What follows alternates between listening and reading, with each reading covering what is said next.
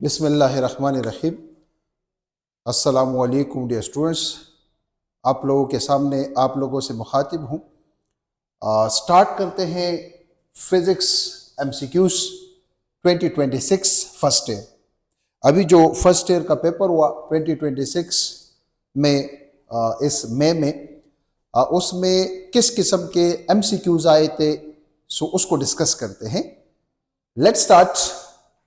First MCQ students हमें दिया हुआ है, कहते हैं कि the angular speed of rotation is double.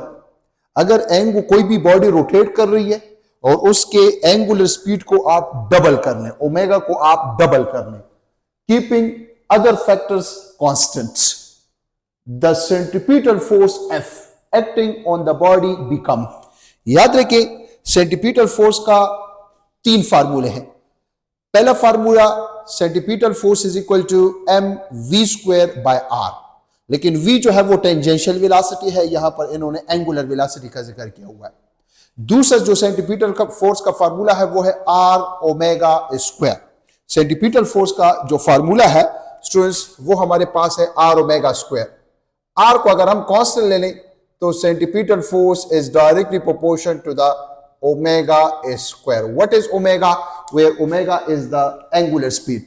अगर हम ओमेगा को डबल करते हैं तो डबल का जो स्क्वायर आता है वो आता है 4। The centripetal force will be 4 time. Centripetal force जो होगा वो कितना इंक्रीज हो जाएगा? Your answer should be 4 time. Omega को डबल करने से, आर को केप कांस्टेंट रखने से, ओमेगा को डबल करने से जो सेंट्रीपिटल फोर्स होता है वो 4 टाइम इंक्रीज होता है, क्योंकि डबल का जो स्क्वायर होता है वो होता है 4। नेक्स्ट एमसीक्यू की तरफ आते हैं। एमसीक्यू नंबर 2 जो कि चैप्टर 6 से रिलेटेड है। The ratio of cross sectional area of 2 pipes A and B. 2 pipes है, 2 पाइप के लेट सपोज ये 2 पाइप्स है, आपके सामने आपको नजर आ रहा है।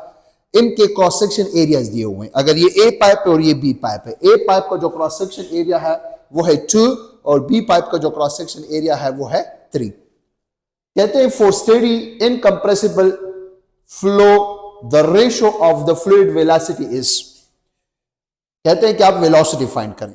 हम ऑलरेडी स्टूडेंट जानते हैं according to equation of continuity AV is equal to constant. The product of cross section area A of the pipe and the velocity through which it flow is constant. मतलब there is inverse relation between A and V. याद रखिए students, हमारे पास अगर देखा जाए A is inversely proportional to V या V is inversely proportional to A, तो अगर 2 पाइप्स है जिनके क्रॉस सेक्शन एरियाज हमारे पास है 2:3, तो जो वेलोसिटीज रेशियो होगा वो इसका बिल्कुल उल्टा होगा, क्योंकि there is inverse relation between the velocity of the fluid and cross section area. So the answer will be 3:2। 3:2। So which option is the correct option? Option number C is the correct option. There is inverse relationship between the cross section area of the pipe and the velocity of the ideal fluid through which it flow. Next MCQ है 3rd number, the kinetic energy of a body in simple harmonic motion is maximum when।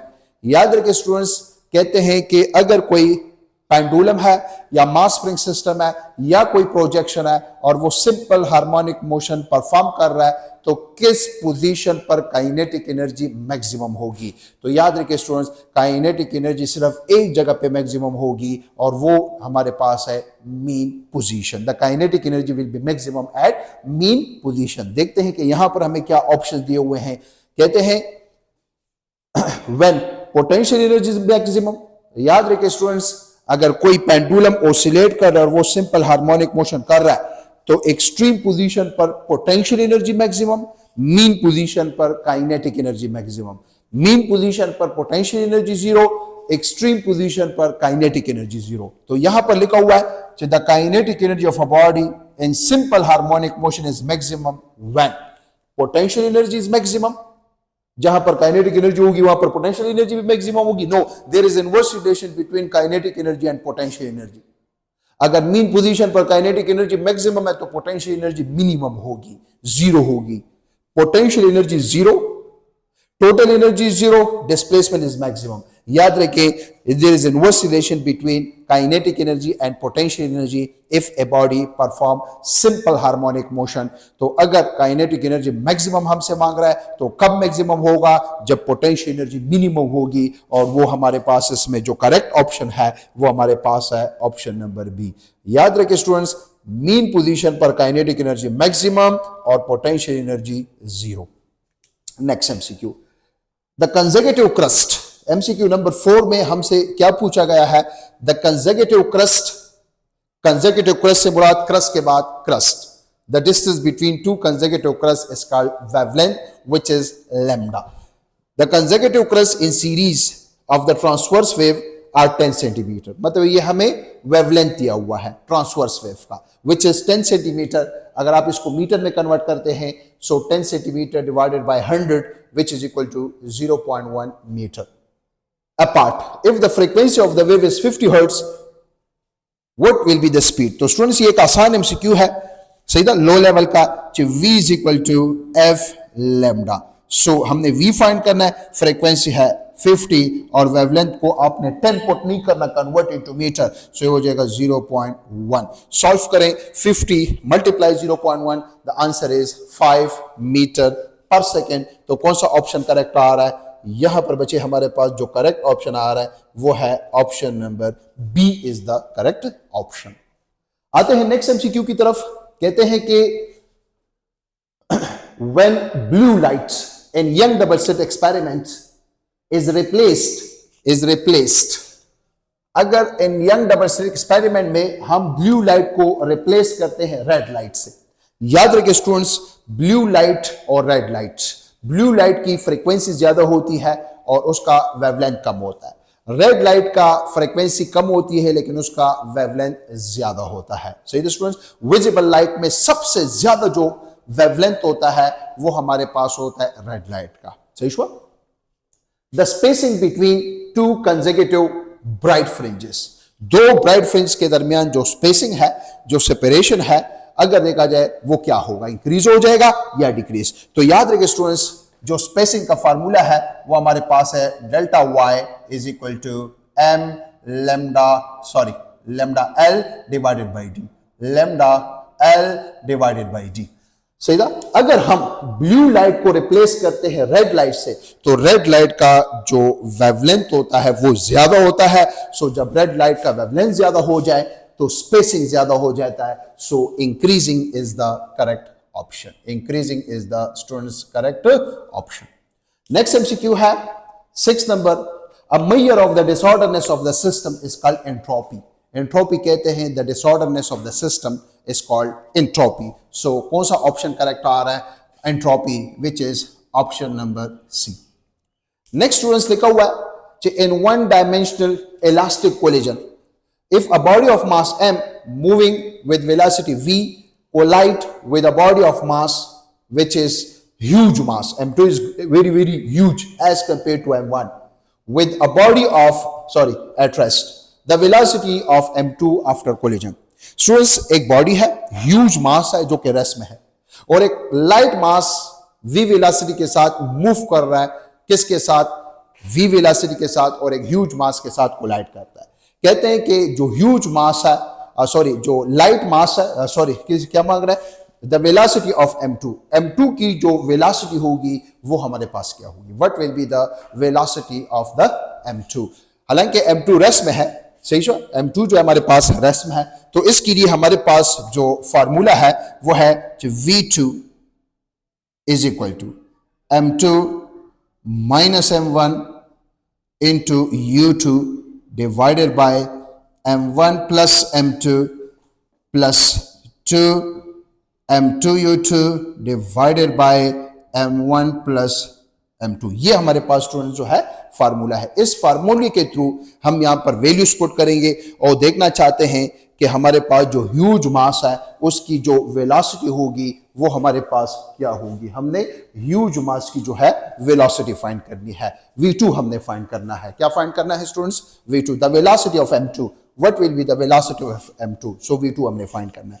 देखते हैं हमारे साथ यहां पर ये formula आपको नजर आ रहा है, v2 इज इक्वल टू अब देखिए M2 इज ह्यूज मास, तो अगर M2 ह्यूज है M1 के मुकाबले में, so M1 mass is to be neglect which is approximately equal to 0। So यहां पर अगर देखें हम कह देंगे M2 माइनस 0, ये हो जाएगा M1 is light mass which is 0 plus M2, और स्टूडेंट्स ये हो जाएगा हमारे पास U2, दिस इज U2, और U2 अगर देखा जाए this is the velocity of the huge mass which is equal to 0 plus 2 M2 अपनी जगह पर डिवाइडेड बाय, अगर देखा जाए M1 is approximately 0 plus M2, और ये हमारे पास है स्टूडेंट्स 2, ये हमारे पास है U2, yes this is U2। सो ये हो जाएगा हमारे पास, sorry this is U1, sorry इस फार्मूले में ये है U1, ये U2 है, ये U1 है। सो U1 अगर देखा जाए जो फर्स्ट बॉडी है उसकी वेलोसिटी क्या है इनिशियल, वो है v।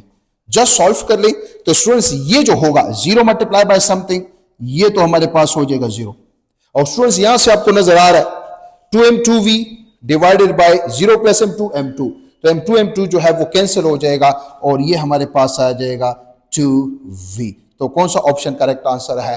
The correct option is option number, which option? Option number B is the correct option. जो भी पेपर बनाने वाला है उसको मैं ये बात वाज़ेह करना चाहता हूं कि सच टाइप ऑफ एमसीक्यू ना दे, कम टाइम में स्टूडेंट्स इसको सॉल्व नहीं कर सकते, इसके अलावा उनके साथ स्पेस नहीं होता, पेपर में जगह नहीं होता, आप लोग उनको बार बार कहते हैं स्टूडेंट्स वगैरह कि इस पर जो है आप रफ वर्क ना करें, तो ये रफ वर्क वो जो स्टूडेंट्स होंगे वो किधर करेंगे, सही है। सो बहरहाल जो बोर्ड वाले हैं स्पेशली उनके लिए ये मेरी नसीहत है। अ body is displaced by a force F covering a distance D along horizontal axis। कहते एक बॉडी है जिस पर F फोर्स आप अप्लाई कर रहे हो और वो हॉरिजेंटली मूव कर रही है। कहते हैं the work done by the gravitational force. Students ये एक बॉडी है जिस पर मैं फोर्स अप्लाई कर रहा हूं, आपके सामने यहां पर मैं ये डस्टर ले रहा हूं। अगर देखा जाए इस डस्टर के ऊपर इस वक्त दो फोर्सेस लग रहे हैं, one is force of gravity in downward direction and the second is normal force. लेकिन अगर मैं इस पर फोर्स अप्लाई करता हूं, अप्लाइड फोर्स, तो अगर देखा जाए फोर्स मैं अप्लाई कर रहा हूं और हॉरिजॉन्टली ये मूव कर रहा है, तो मेरे अप्लाइड फोर्स की वजह से तो वर्क डन हो रहा है, लेकिन ग्रेविटेशनल फोर्स तो डाउनवर्ड है और डिस्प्लेसमेंट ये है, कितना एंगल बना रहा है 90, और W is equal to F D cos 90 और cos 90 is equal to 0। No the work done gravitational force, work done due to gravitational force on a body is 0, क्योंकि gravitational force is a perpendicular force, और perpendicular force की वजह से जो work done होगा body पर students वो 0 के बराबर होगा। नेक्स्ट एमसीक्यू है एमसीक्यू नंबर 9।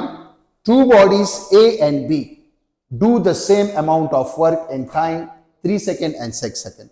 दो बॉडीज है, एक है A बॉडी और दूसरा है B बॉडी, और दोनों सेम वर्क डन कर रहे हैं लेकिन डिफरेंट टाइम में।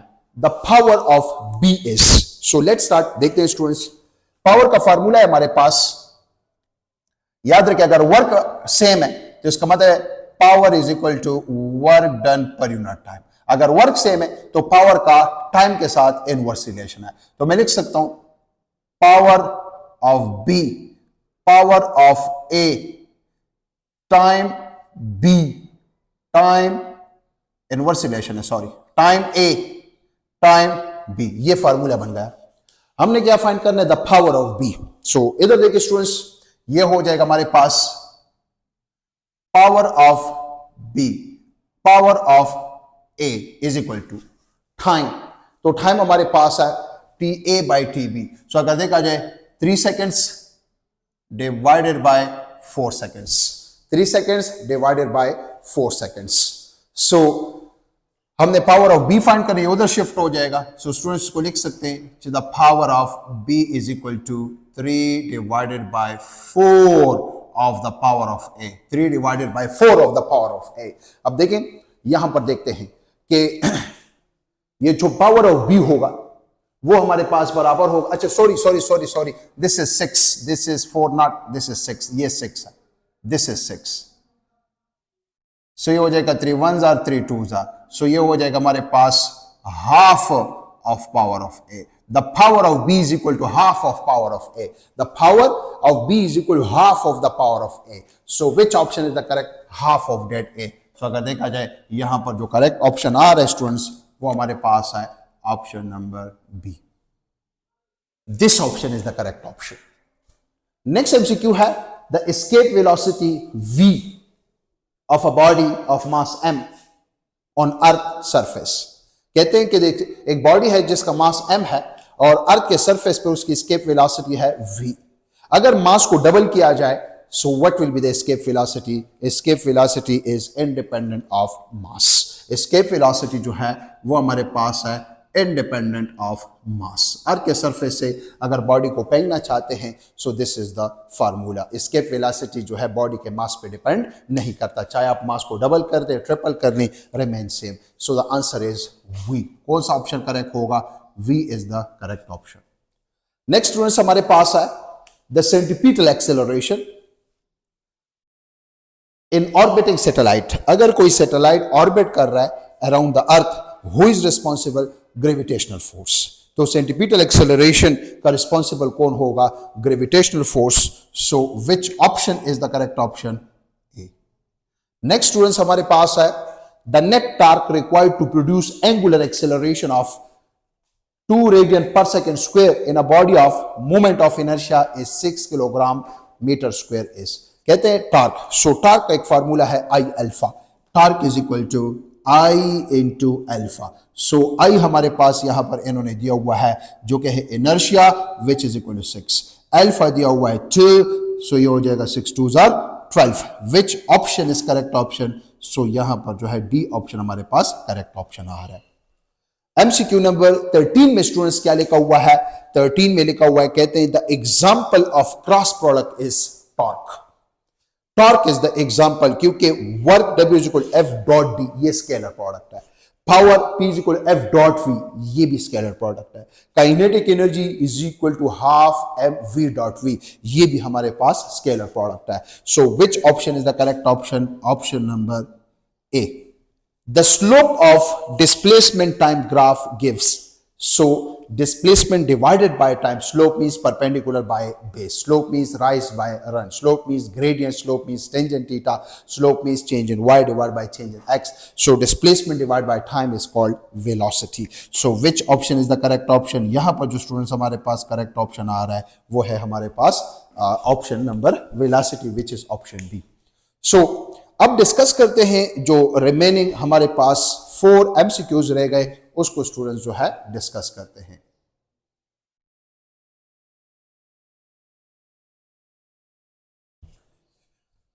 हाँ स्टूडेंट्स ये 2 MCQs रहते 4 MCQs रहते हैं, इसको भी देख लें. The acceleration of projectile at the highest point of trajectory. अगर हम प्रोजेक्टाइल को थ्रो करते हैं सो हाईएस्ट पॉइंट पर प्रोजेक्टाइल को थ्रो करते हैं हाईएस्ट पॉइंट पर, अगर देखा जाए हमारे पास acceleration due to gravity downward होती है. तो इसका मतलब है जो एक्सेलरेशन ड्यू टू ग्रेविटी होती है वो बराबर होती है किस चीज के? 9.8 मीटर पर second square. So which option is the correct option? Option number B is the correct option. Highest point पर जो एक्सेलरेशन ड्यू टू ग्रेविटी होती है वो डाउनवर्ड होती है और इक्वल होती है 9.8 मीटर पर सेकेंड स्क्वायर. नेक्स्ट है two forces of magnitude 6 Newton and 10 Newton act on a point. किसी पॉइंट पर दो फोर्सेस लग रहे हैं, one is 6 Newton and the second is 10 Newton. Which of the following given cannot be the magnitude of their resultant? Maximum force कितना हो सकता है दोनों को ऐड करने? 6 + 10 16 ये मैक्सिमम हो सकता है. मिनिमम फोर्स कितना हो सकता है सब्ट्रैक्ट करने? 10 - 6 10 - 6 विच इज इक्वल टू 4. तो इसका मतलब है मैक्सिमम जो रेंज है, मैक्सिमम रेंज. अब देखिए स्टूडेंट्स यहां पर बोर्ड वालों की गलती आप लोग देख लें. जो मैक्सिमम फोर्स है दोनों को ऐड करने तो दोनों के एडिशन से 16 न्यूटन आता है और जो मिनिमम फोर्स है सब्ट्रैक्ट कर लें क्योंकि एंटी पैरेलल होंगे which is equal to 4 newton. So कहते हैं कि which one the two forces of magnitude 6 newton and 10 newton act on a point which of the following can not be the resultant. अच्छा sorry can not be है. तो देखिए students 16 newton है, yes. 4 newton इनके दरमियान है या ये है, यस. 6 इनके दरमियान है, यस। तो which one is the correct option? ये जो 3 न्यूटन है ये पॉसिबल नहीं हो सकती, क्योंकि मैक्सिमम फोर्स जो है वो हमारे पास है 16 और मिनिमम फोर्स हमारे पास है 4। तो ये जो एमसीक्यू था ये ठीक था, सही था। नेक्स्ट एमसीक्यू है the resultant of 2.231 and 15.6 to the correct number of significant figure. तो याद रखिए एडिशन में स्टूडेंट्स आप लोग ने डेसिमल प्लेस को देखना है, डेसिमल प्लेस को। यहां पर अगर देखा जाए, इधर देखें कितने डेसिमल प्लेसेस है, 1 2 3। कितने डेसिमल प्लेस है, 1। आंसर में कितने डेसिमल प्लेस होने चाहिए, 1। सॉल्व ना करें, बस देखें लास्ट में अगर देखा जाए आंसर में up to least decimal place आप देखेंगे एडिशन और सब्ट्रैक्शन में। कितने डेसिमल के बाद 3, ये तो पॉसिबल नहीं है, 1 होगा। कितने हैं डेसिमल के बाद 2, ये तो पॉसिबल नहीं है, 1 होगा। कितने हैं, 1, उधर है ही नहीं। सो इसका मतलब है कौन सा ऑप्शन करेक्ट है, option number C is the correct option. Last MCQ कहते हैं कि if a vector A is directed perpendicular to other vector, अगर दो परपेंडिकुलर वेक्टर्स है तो उनका स्केलर प्रोडक्ट स्टूडेंट्स क्या होगा। सो वो तो ऑलरेडी आप लोग जानते हैं, A dot B is equal to A B, और अगर परपेंडिकुलर है तो cos 90, और cos 90 होता है 0, 0 multiply by something 0। So which option is the correct option, option number D is the correct option. तो ये हमारे पास जो है 2026 का फर्स्ट ईयर का फिजिक्स का एमसीक्यूज का पोर्शन था, जो टोटल 18 एमसीक्यूज थे। किसी किस्म का कोई क्वेश्चन हो तो आप लोग पूछ सकते हैं कमेंट में भी। हमारे लाइव क्लासेस जो है वो US coaching academy opposite to Islamia college वहाँ पर है। 1 जून से इंशाल्लाह हम स्टार्ट करेंगे second year physics as well as first year. Thank you so much, best of luck, खुदा हाफिज।